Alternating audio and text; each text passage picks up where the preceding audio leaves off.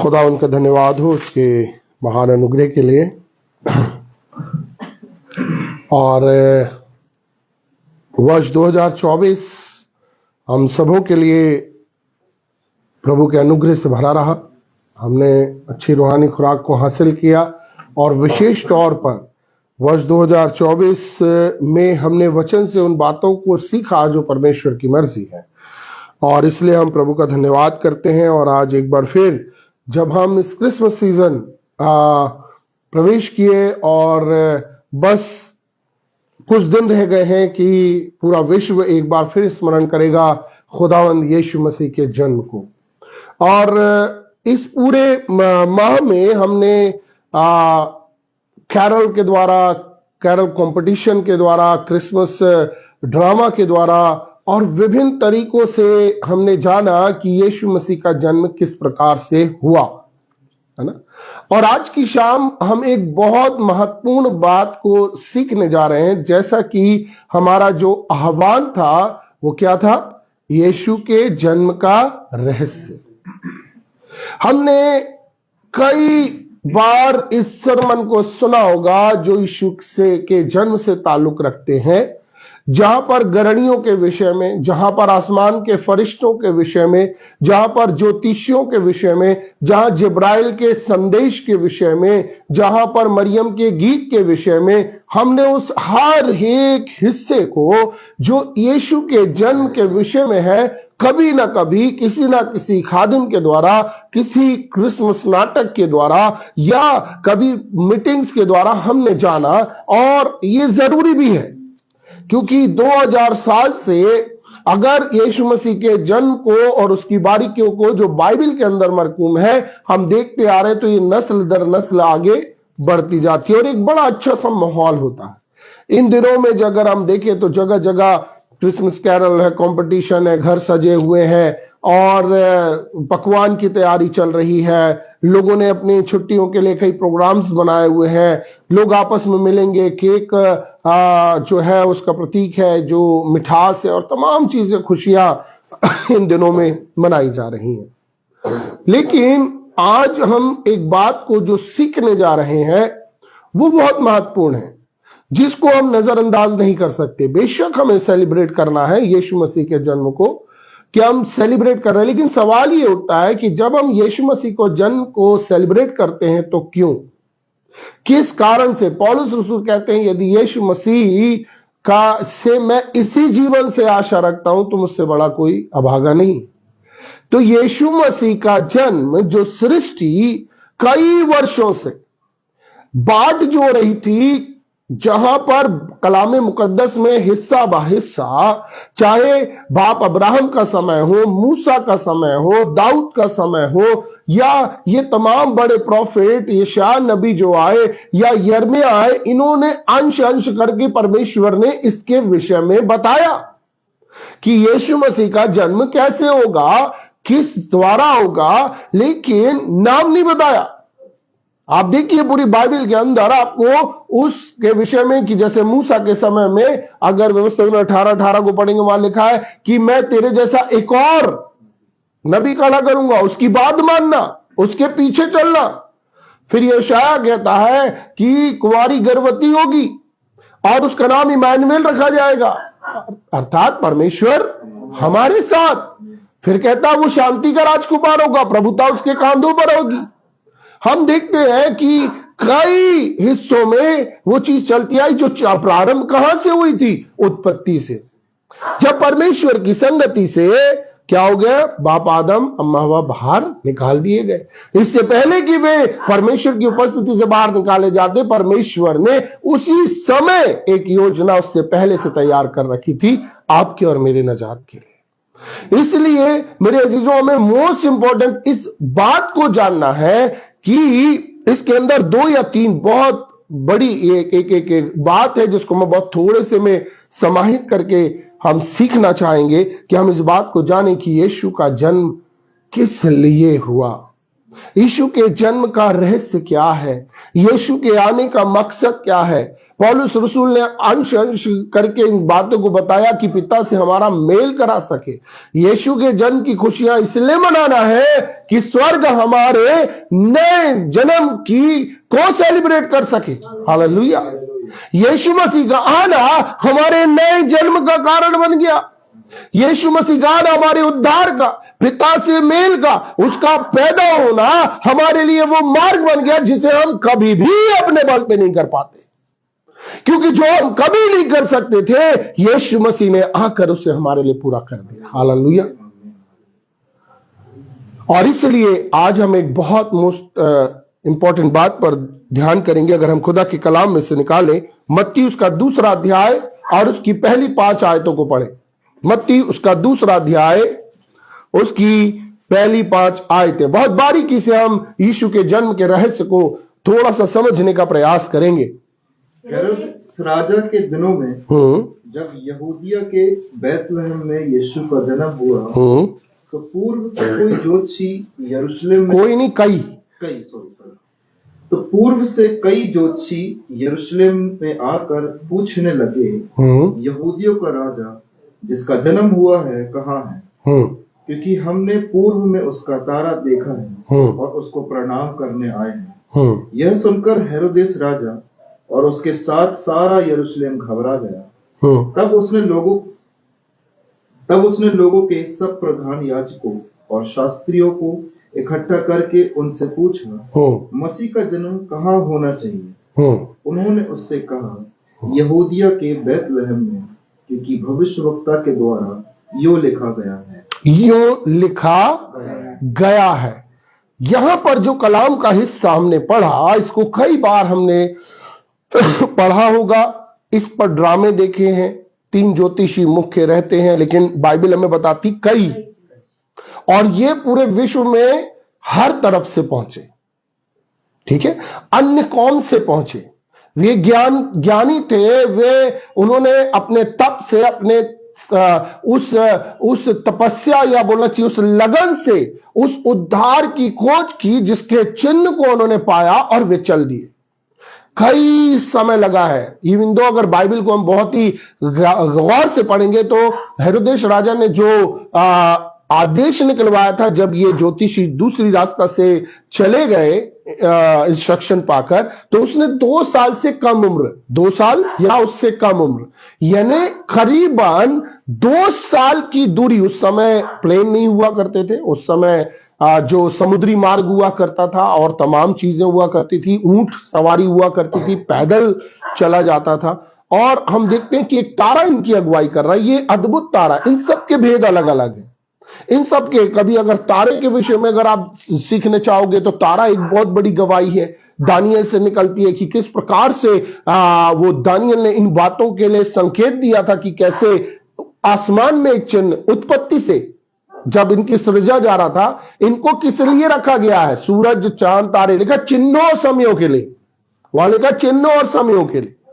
ठीक है, तो आपको और मुझको आज जो विशेष तौर पर ध्यान रखना है, जो विशेष बात है, उसको आज आप और मैं सीखने जा रहे हैं। और जितने हमारे साथ ऑनलाइन जुड़ते हैं, जो इसको पूरा सुनते हैं, वो जानेंगे एक ऐसे रहस्य को जो आज और वर्तमान समय में, जब मसीह की आमद बहुत नजदीक है, जहां पर यीशु मसीह ने आने के पहले के तमाम संकेतों को दिया, वो अक्षर ब अक्षर हम पूरा होते हुए देख रहे हैं। हमें हर एक चीज नजर आ रही है, हर एक वो बातें जो यीशु मसीह ने कहा था कि मेरे आने से पहले होंगी या न्याय अंत के समय से पहले होंगी, वो सारी चीजें नजर आ रही हैं। तो हमें ये बात जानना जरूरी है, जो बहुत मोस्ट इंपॉर्टेंट है।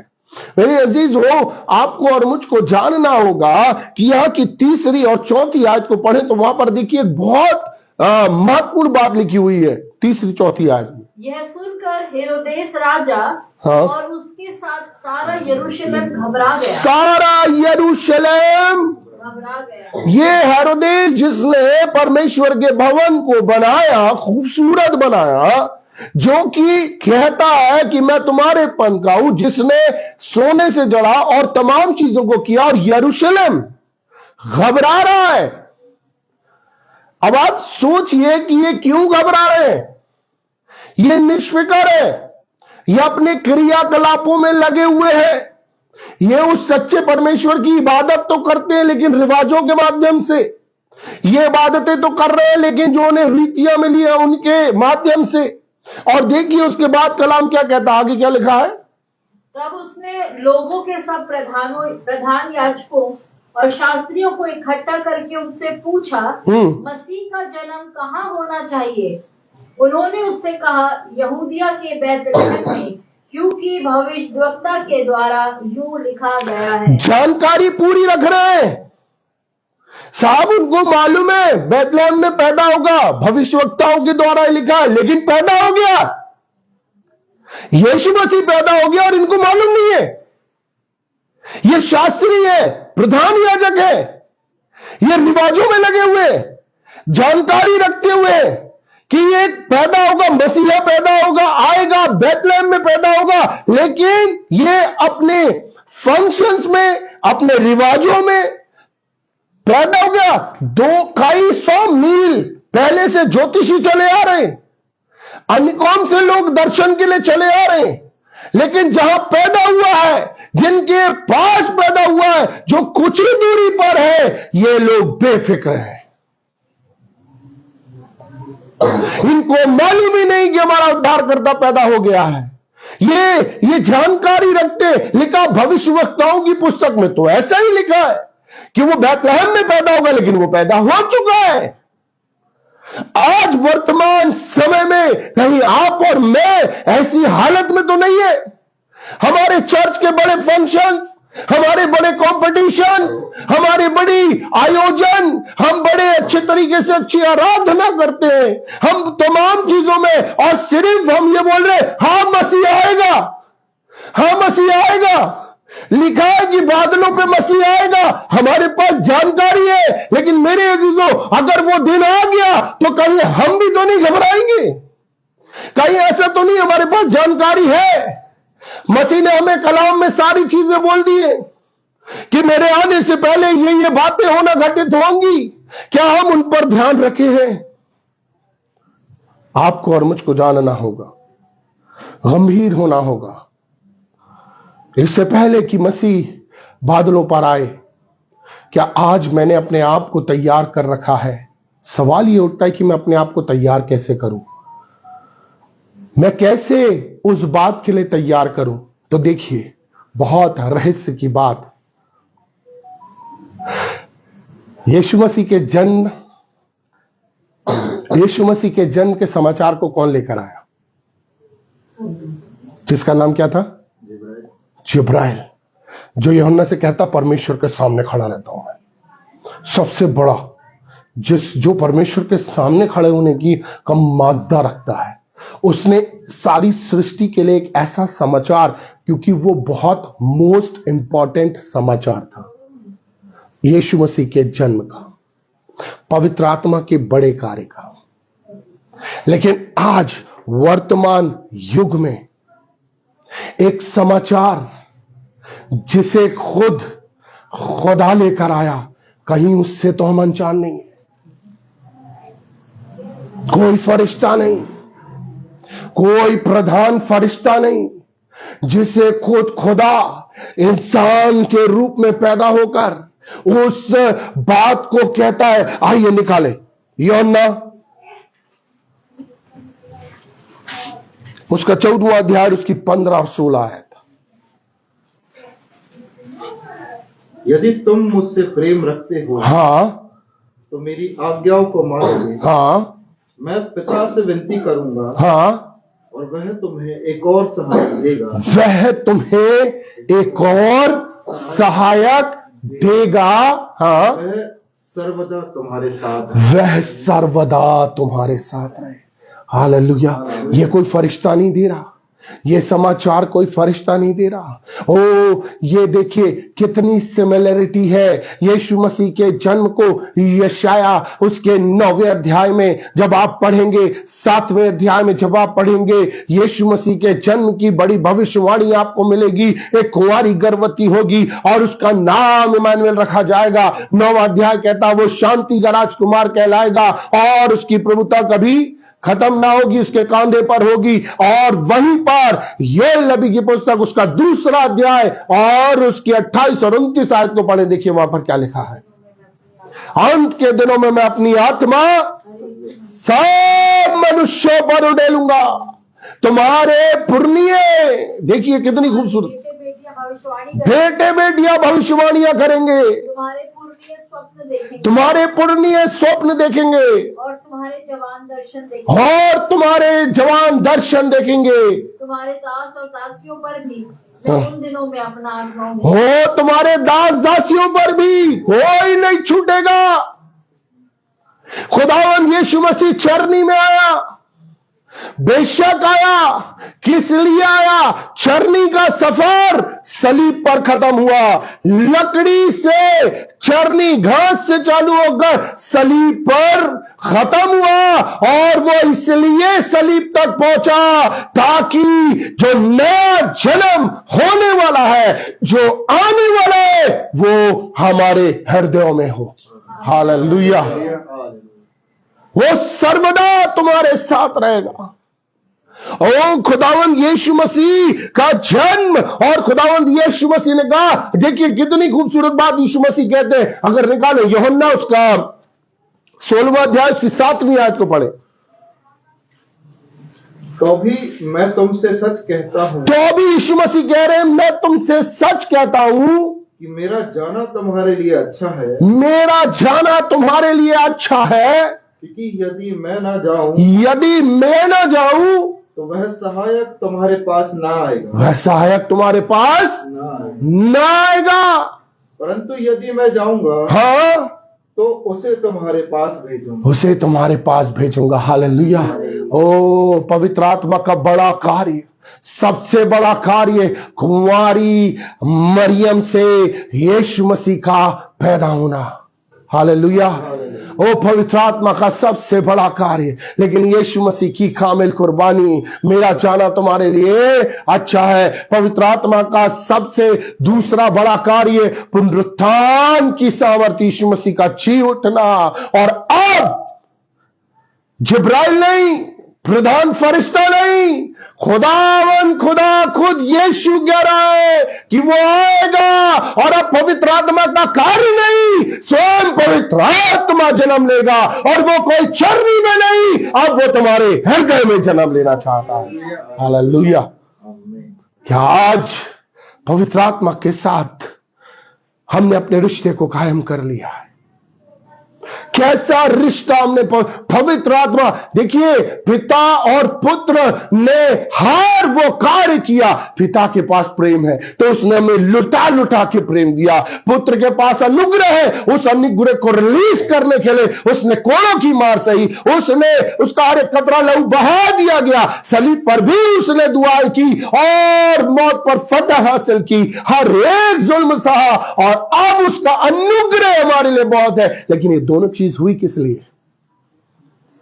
ये दोनों चीज इसलिए हुई कि पवित्र आत्मा के साथ हमारा संबंध जोड़ा जा सके, क्योंकि वे दोनों जानते हैं हम जितनी भी प्रयास कर ले, हम जितना भी प्रयास कर ले, ये मनुष्य अब मेरी उपस्थिति में नहीं रह सकते, यानी तो ये मेरी उपस्थिति से मेरे द्वारा निकाल दिए जाएंगे, या मुझे ये अपनी उपस्थिति से निकाल देंगे।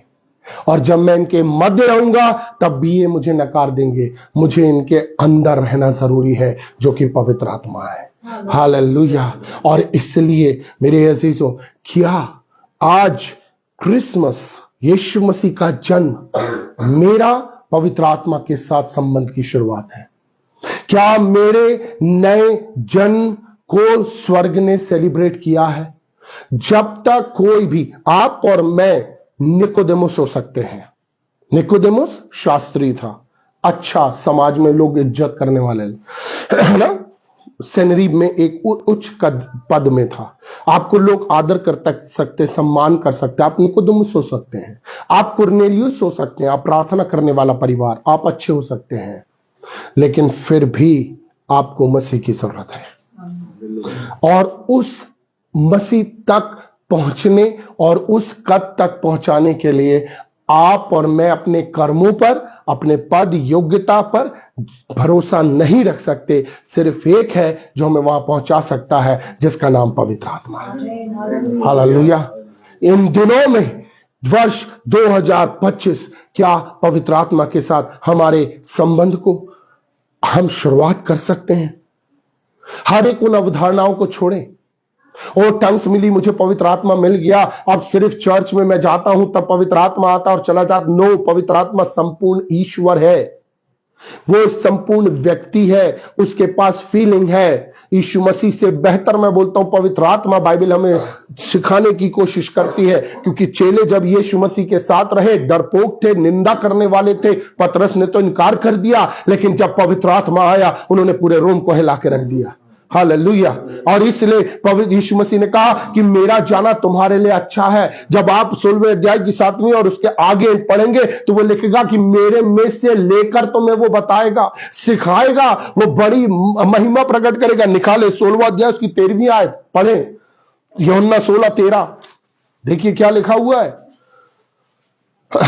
परंतु जब वे अर्थात सत्य का आत्मा आएगा, सत्य का आत्मा आएगा जो तुम्हें सत्य का मार्ग बताएगा। हाँ, क्योंकि वह अपनी ओर से ना कहेगा, वह अपनी ओर से ना कहेगा, परंतु जो कुछ सुनेगा हाँ, वही कहेगा, हाँ, और आने वाली बातें तुम्हें बताएगा। आने वाली बातें तुम्हें बताएगा। हालेलुया। और वह मेरी महिमा करेगा, वह मेरी महिमा करेगा, और वह मेरी बातों में से लेकर हाँ, तुम्हें बताएगा। तुम्हें बताएगा।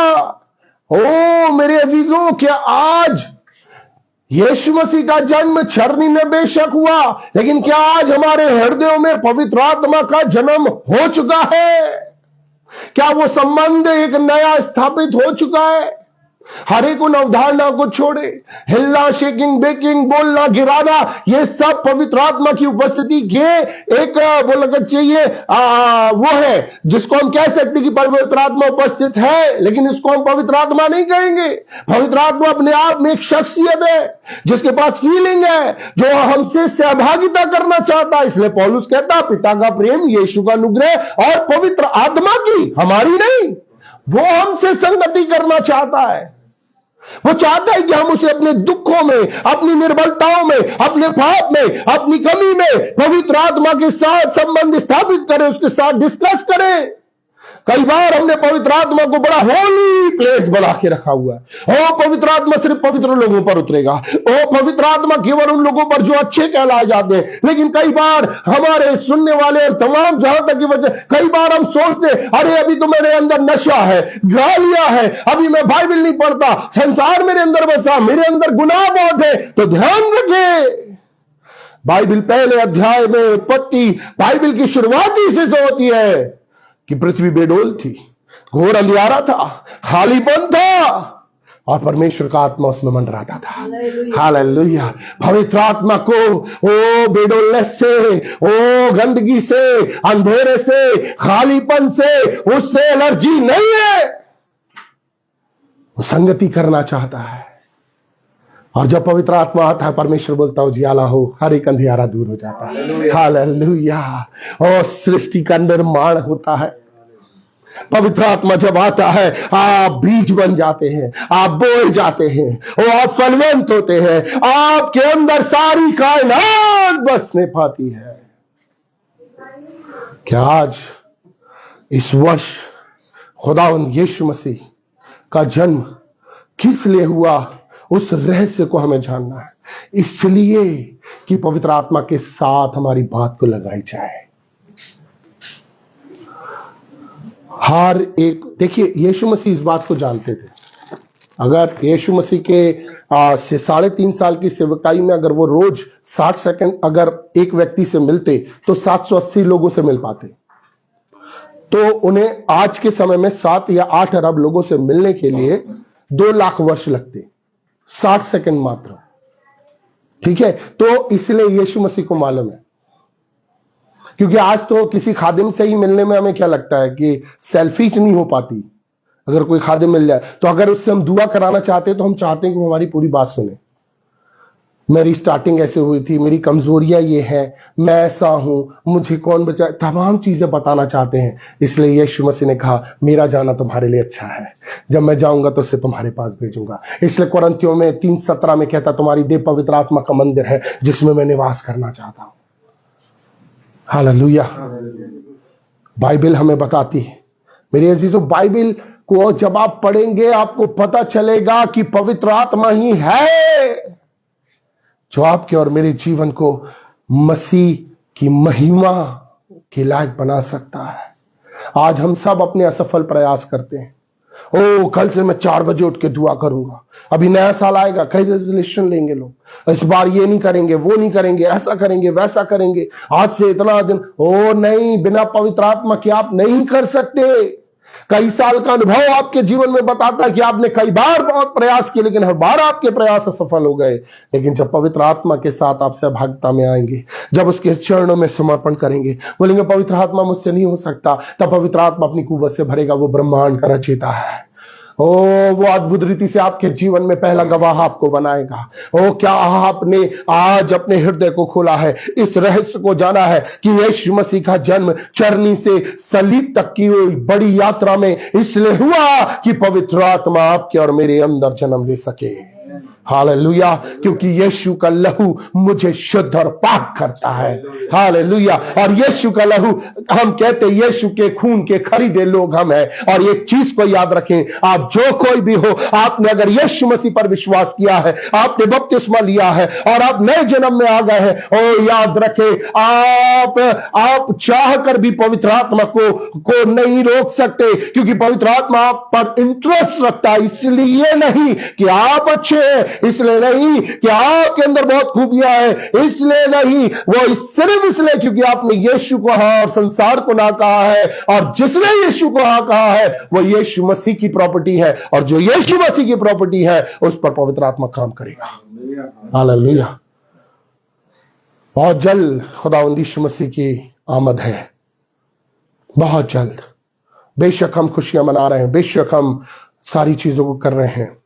कितनी अच्छी बात है ना। एक पेड़ लगा था आदन की वाटिका में, जिसको खाकर आदम परमेश्वर की उपस्थिति से बाहर निकाल दिया गया। लेकिन खुदावंद यीशु मसीह पहुंचा गतसमनी में, जहां पर फिर से बाग है, जहां पर फिर से वो तमाम बातें घटित हो रही, लेकिन वहां पर आज्ञाकारिता ने हमें जीवन के वृक्ष के पास लेकर आ गया है जो हटा दिया गया था। क्या आज उस वृक्ष के पास जाने के लिए हम तैयार हैं? सिर्फ एक काम करना है, वर्ष 2025 पवित्र आत्मा के साथ अपने समय को बिताएं।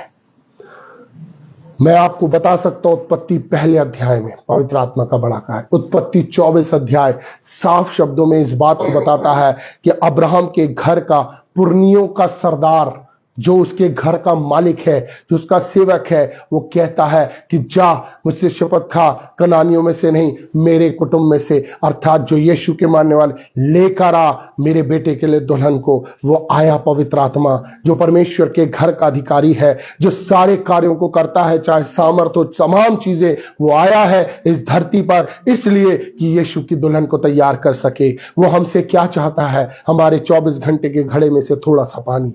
क्या आज से हम ये प्रण लें कि पवित्र आत्मा के साथ रोज दुआ नहीं, हम बात करेंगे। जो चिंताएं हमें घेरे रहती हैं, जिसको हम मेडिटेट करते रहते हैं, चाहे आर्थिक हो, चाहे बीमारी की हो, चाहे बच्चों की हो, चाहे फ्यूचर की हो, चाहे ऐसी कोई समस्या जिसके तहत आप जूझ रहे हैं, एक बार पवित्र आत्मा से डिस्कस करके देखिए। वो ललायित है। सपन्या 3:17 कहता वो हमारे साथ संगति करने से मगन और आनंदित होता है। बाइबल हमें बताती है, जब एलीशा, दूसरा राजा 4 अध्याय में एक विधवा का जिक्र है। एलीशा के पास एक विधवा पहुंची। मेरा पति जो तेरा सेवक था मर गया, कर्जदार खड़े हैं ले जाने के लिए मेरे बच्चों को गुलामी में, क्या करूं? एलीशा धनाढ्य था। अरे नामान जैसे धनाढ्य लोग उसके दरबार पे खड़े रहते थे, राजा तक उसकी पहुंच थी। वो चाहता तो अपने रसूख का इस्तेमाल कर सकता था, लेकिन एलीशा ने एक बात कहा, तेरे घर में क्या है? आज सवाल है, मेरे इस घर में कौन है जिसको हमने छोड़ दिया है? 2025 खुदावंद यीशु मसीह का जन्म हमें इस बात के लिए फिर से सचेत करता है कि हम उन शास्त्रियों और महायाजकों जैसे ना बने जिनको जानकारी तो थी कि बैतलहम में यीशु पैदा होगा, और वो घबरा गए, लेकिन यीशु पैदा हो चुका था। अब अंत के दिनों में हमें जानकारी है कि यीशु बादलों पर आएगा। कहीं ऐसा ना हो कि वो बादलों पर आ जाए और हम अनभिज्ञ रहें। जब वो बादलों पर आए हम उसके साथ उठा लिए जाए, उसके लिए जरूरी है कि वो सहायक जो सर्वदा हमारे साथ रहे। जिब्राइल ने एक बड़ा समाचार दिया, खुदावंद खुदा ने एक समाचार दिया, मैं तुम्हें एक सहायक दूंगा जो तुम्हारे साथ रहेगा, जो आने वाली बातों को तुम्हें बताएगा, जो तुम्हें बनाएगा, और जब मैं आऊंगा तुम्हें तैयार पाऊंगा, क्योंकि उसके करने वाले तुम नहीं, पवित्र आत्मा होगा। आइए पवित्र आत्मा के साथ संबंध को हम शुरुआत करें। वो हमारे साथ सहभागिता करना चाहता है। दुआ करें। खुदा